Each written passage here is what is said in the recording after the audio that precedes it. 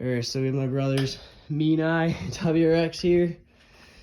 Originally, this is VINed as a Impreza L sedan, 2-door, GM. We were trying to figure out the fog light wiring, alright. Has a WRX bumper, so has the bigger fog lights.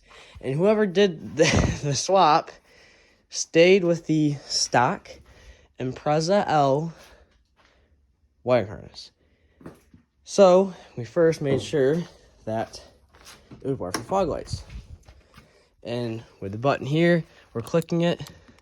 Click here, but you can also see the relay back there when we're clicking it when the car's on.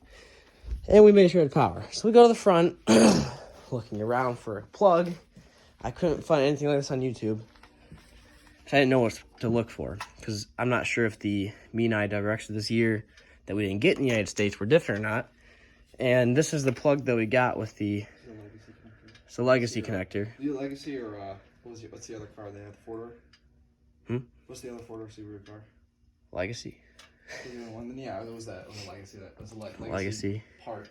Okay. Nozzle thing. So this isn't an Impreza one, but we're gonna wire it our own way. But if you look down here, under the headlight, this wire is actually shoved through here, and it's connected to the harness for this light. This is the stock fog light wire connector, pigtail. We cannot find one on this side anywhere, so we're gonna take the power from there and just run it over here.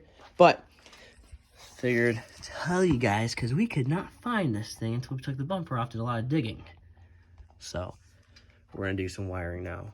But yeah, figure I share this information. For the 10 other people in the world that have a 2-door WRX swap. Well, Impreza L with the WRX swap, yeah, it's definitely tedious. Niche car.